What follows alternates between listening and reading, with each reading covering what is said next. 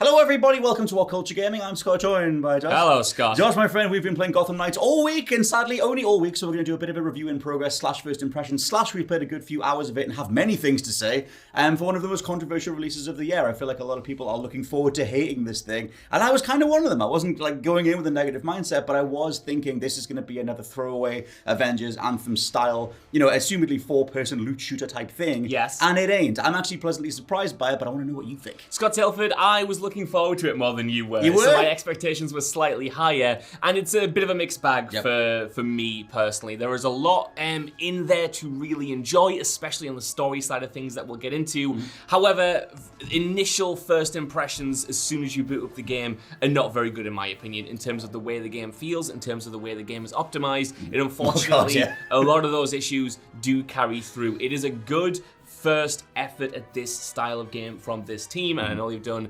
Arkham Origins before, but this isn't an Arkham game, and that's the thing that maybe surprised me the most. They have been out saying that it's not an Arkham game, it's more of an RPG, but I couldn't believe how much of a step back in a lot of ways in terms of the mechanics and the combat, especially this feels compared to the Batman games that we've had previously. They still really want to trade on the Arkham stuff overall. We'll get there. We're going to talk about combat and stealth and everything else and the general feel of gameplay. I feel like addressing the technical side of it is one of the things we should kind of get out the way, because it was only a couple of weeks ago that one of the devs responded to someone on, I think it was Discord, saying the game will only run at 30 FPS, even though across development they ditched the PlayStation 4 and the Xbox One versions. So assumedly it should be easy enough, quote unquote, to make it work 60 FPS, 4K, whatever, on the newest systems. Sadly, that just isn't the case. It is 30 FPS if you're lucky. Even then, it hitches a hell of a lot. Yeah. We've both had quite a lot of technical bugs. I don't know what my overall runtime is, just to put a number on it. It's something like 4 to 5 hours, I think, is what I've played.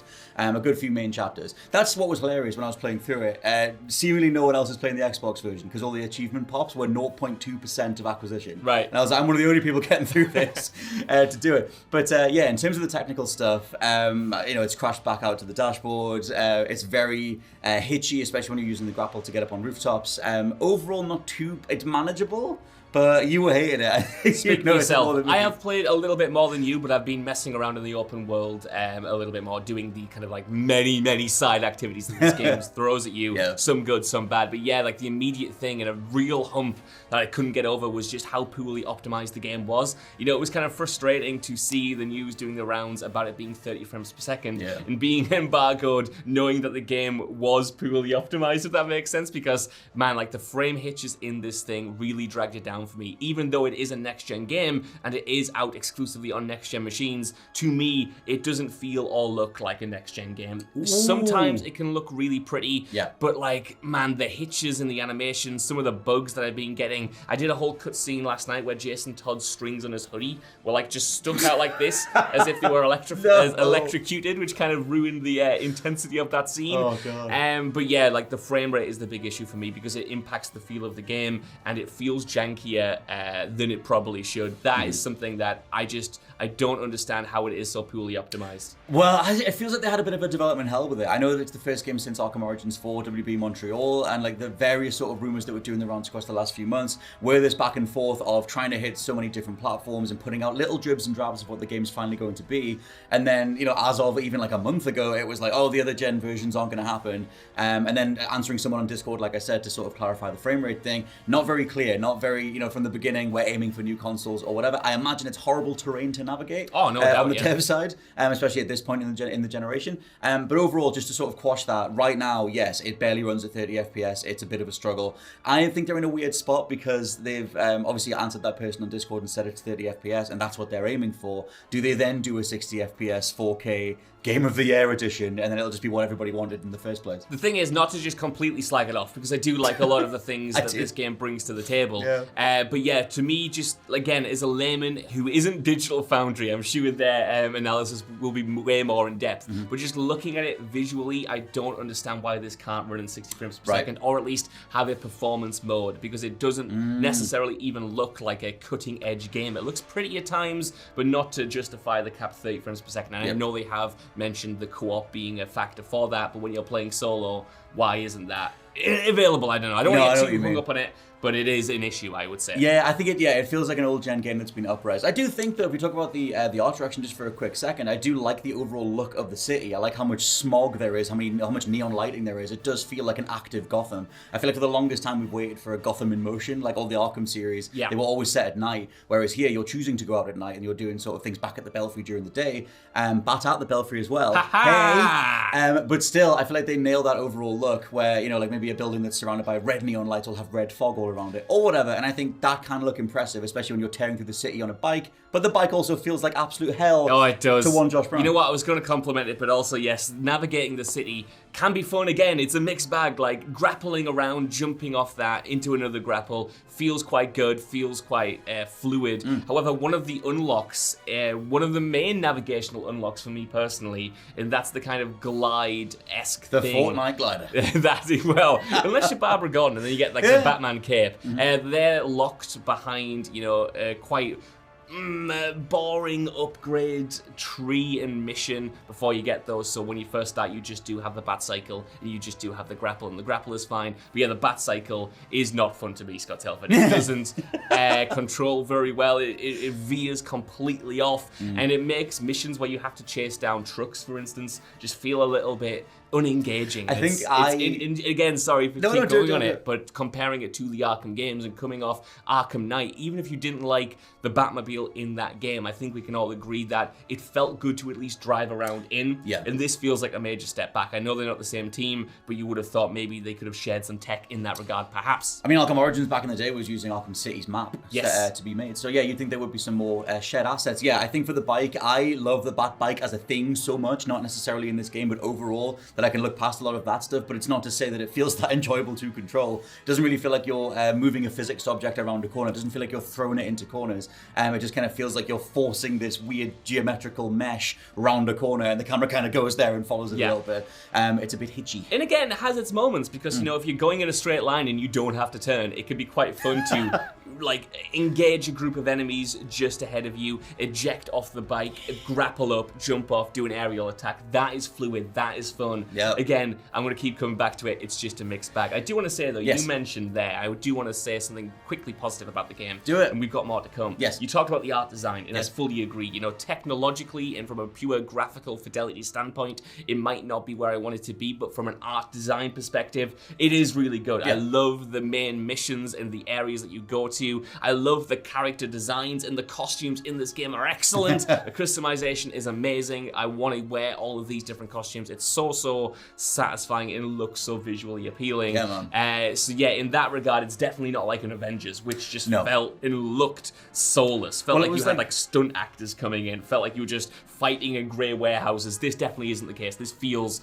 like Gotham. That was one thing that we said before recording, is that this feels like it has a soul. It doesn't feel like it was just punched and kicked and thrown out the door. It feels like, yes, there are big AAA trappings in here, like loot systems, crafting components, mod chips for your costumes, etc. But it feels like WB Montreal wanted to tell a story and wanted to write really good characters. We'll get to the overall. I keep saying we're going to get there. Wanted to get all the negative stuff out the way. We'll kind of pepper in some of the positives. Just to quickly mention that the level of writing here is, for me at least, levels and levels above what we got in Anthem or Avengers or insert forgettable game here.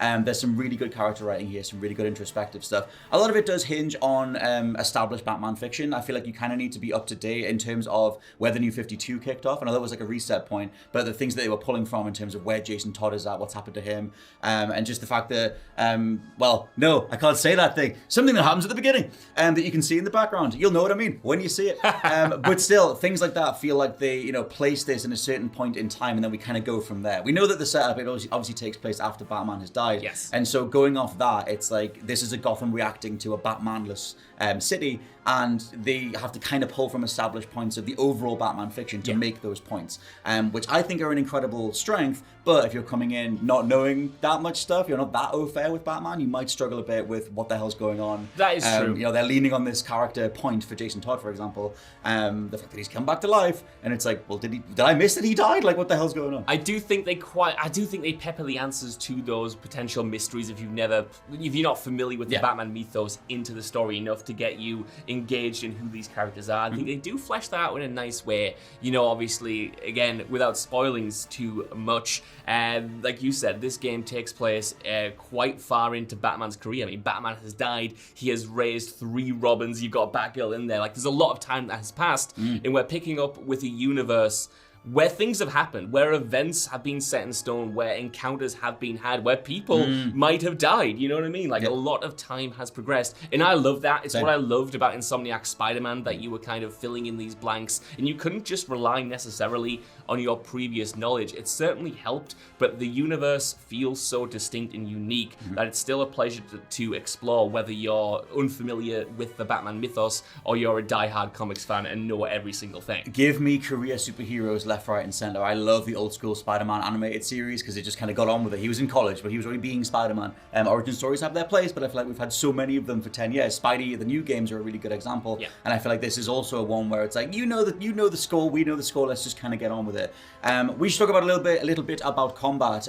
Bit of a weird combat model if you want to go off your thoughts on it. It's a bit sluggish. Well, I was just unprepared for it, Scott, is the thing. You know, again, I knew it wasn't going to be one for one like Arkham, but I didn't realize how much like Assassin's Creed, the recent Assassin's Creed, the game was going to be. And I think the combat gets there. Once you start getting some unlocks, once you get familiar with it, once you do a bit of the training, it starts to feel good, and the animations are great, and the individual fighting styles of each character are unique and, you know, satisfying to use. However, I think it's one of those games that just starts you out with a base moveset that isn't very fun. Like, when you first jump into the game, for me, it felt slow, it felt a little bit janky, it felt a little bit unresponsive in a lot of ways.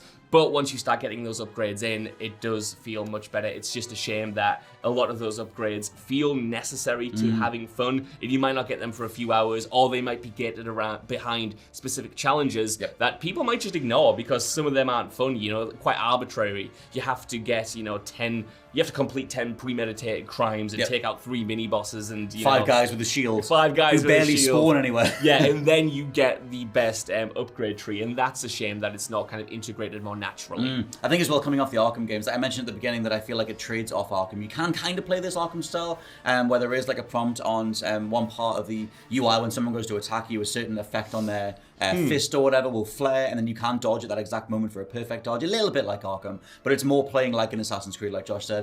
The vast majority of when it comes together is hinging on unlocking, holding RB or holding R1, and then pushing one of the face buttons to do one of those cool kind of canned animations, one of those grapples or finishes or whatever. But you get access to them a lot faster once you start like leveling up the ability to get more momentum, and then you can fire them all off. It's very like Assassin's Creed in that regard. I feel like that's what they've gone for, like Assassin's Creed open world, Assassin's Creed combat model, and then little bits of the Arkham stuff in stealth. That's it. But then stealth itself isn't that fleshed out because anyway. Like, I keep comparing it to Arkham only because there are specific Arkham moves in there, like Barbara Gordon's like moveset especially, and the upgrades you can get are literally taken directly from the Arkham games. Like, you can unlock the ability to hit the right trigger and you grapple into someone and you can like pull them towards you. You get moves like I said with the glide. You get moves where you have a similar combo to Batman's beatdown from, you know, Arkham City, where you can just like keep Babs has that stun block thing. A guy. It is very satisfying, but like, you invite the Arkham comparisons because it doesn't feel as good as it did in Arkham like 10, 15 years ago at this point. The second I grappled up to a gargoyle and I surveyed my surroundings, then dropped down and took some dudes out stealthily. We should quickly address the stealth, because you can, like we said before, jump off the Batbike and go immediately into a dynamic encounter. Maybe there's someone being robbed or whatever, or maybe you can go into a story mission. For the most part, they just load straight in, unless you pick them off the main menu. And you can just go into a stealth encounter. Maybe you jump off the bike and land on a lamppost and you're just in a stealth thing. They didn't see you arrive or the bike crashed near them or whatever. Doesn't matter. You can just go into stealth. However, what I've found, and we can do the tips and tricks video, which will be out tomorrow, and please check that out, is that you can only really cause distractions as 3 of the 4 characters, because you can't really get enemies to move away from where they are. You do get various upgrades in that direction, but it's not a base ability. Like, you know, in some games, maybe you can whistle, maybe you can tap on a wall or something as a basic stealth component. Most characters, well, Red Hood, if you hit the Y button to try and do a ranged attack or try and make some noise, he just shoots a gun.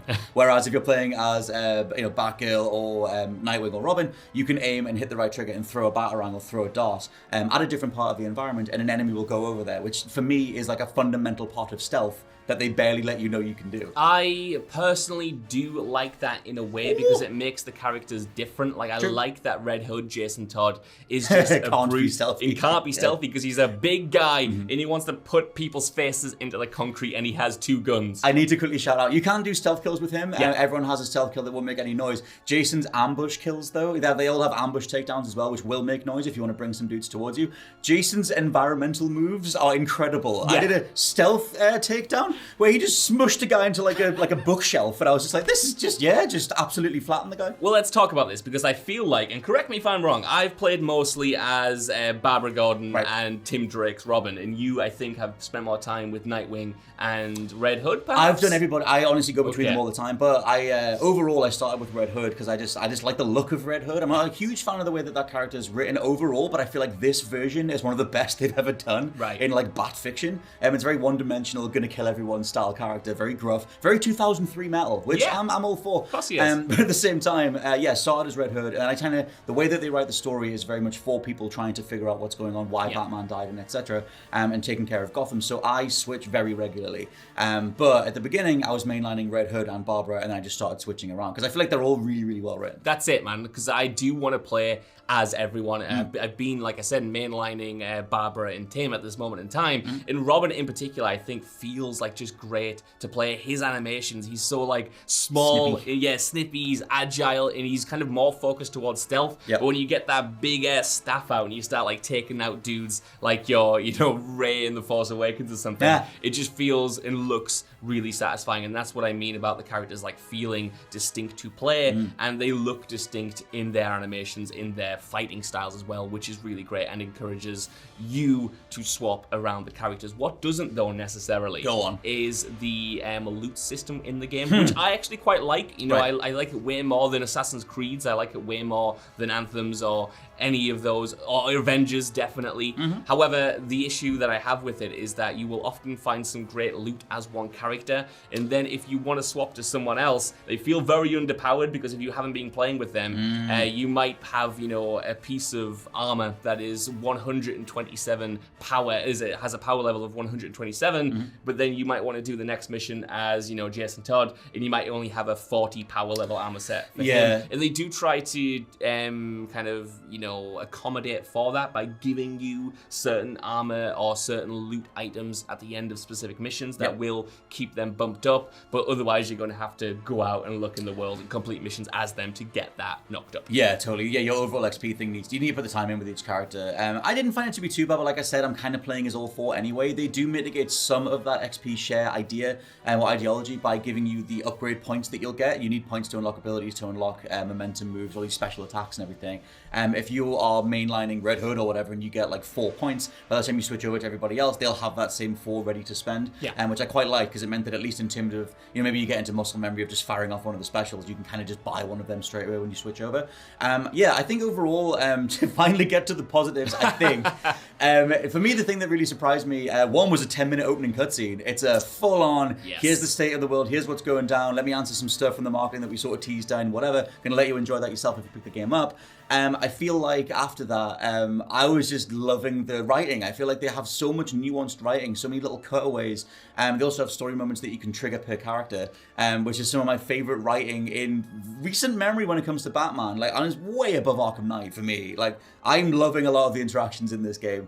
I just think that they nail the characters. It feels like 4 people trying to live up to Batman, trying to do right by Gotham, but being a little bit torn by their own personal investment in different things. And Barbara herself trying to live up to Jim Gordon and do right by him and everything. So I was very much blown away by that stuff. Yeah, 100%, man. Like, I love just kind of like the melancholy of like these people in mourning, like you said, missing their mentor, a city missing its mentor, and them being thrust into a role that they all feel unprepared for. Yes. And the writing in regards to that is really way more affecting than I expected it to be. It does get you in emotionally, and seeing how each character, copes with this loss is really cool, and they do feel like a family, and I look forward to every cutscene, whether together or the cutscenes on their own journey when they're trying to figure out their own path, because each one, like you said, has their own kind of mentor in their life that wasn't Batman, that they're trying to also live up to in a way, which I like. So, because you can walk around the Belfry and trigger different character scenes based on who you're playing as. I would encourage you to switch as much as possible to get all those different scenes, because they do open up at different points in the story anyway. But that also leads to just really good, subtle moments that most games of this caliber, most games of this production don't write in. Like, there's a scene where Jason is just preparing food for the gang, and he's just cutting up some carrots, and Nightwing's talking to him about, how they never really ingratiated Red Hood as one of the Bat family, and he feels bad about that. And it's like, that's a really good little nuanced touch.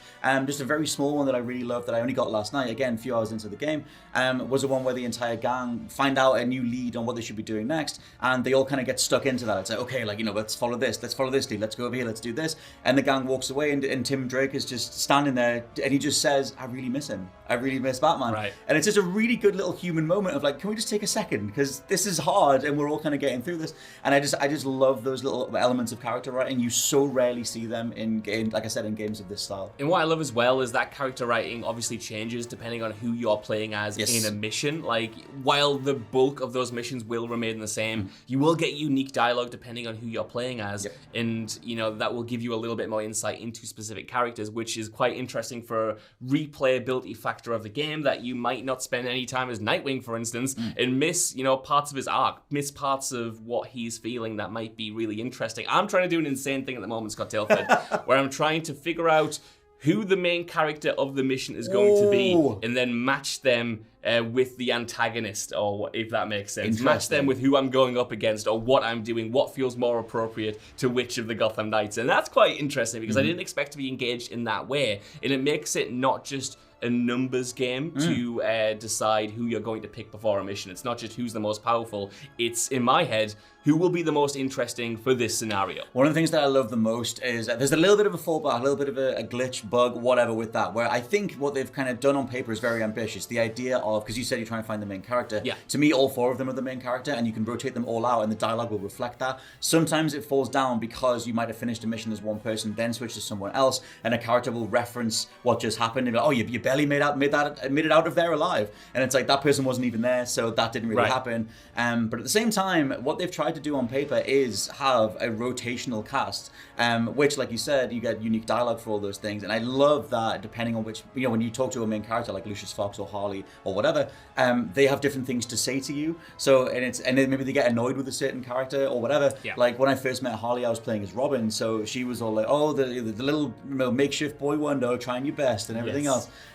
Which is a really cool way to do it. I know that you wouldn't have said that to Red Hood, for example. So I like that they've written around that, and then they've kind of had to have more unique back and forths based on who you're going to be playing as. I do have a criticism. about this, Scott Tilford, and it sucks. Okay, Barbara is my favorite character in this game. I think the writing around her story is incredible. Yep. I think her costumes are unreal, and for me, she has the most powerful fighting style, the best combination of stealth and straight-on brute force. The issue is, I do think her character is dragged down by the performance of the voice actor. Ooh, I personally can't get away with it. It sounds in a way like it's from a different game, and I don't want to, again, go in on it too much, but I almost don't want to pick that character because I don't find the intensity in the voice actor when the moments require it, if that makes sense. I quite like it. I did have one bit where I grappled somewhere and she went, that was awesome. And I was like, okay, we're doing that line that's in everything.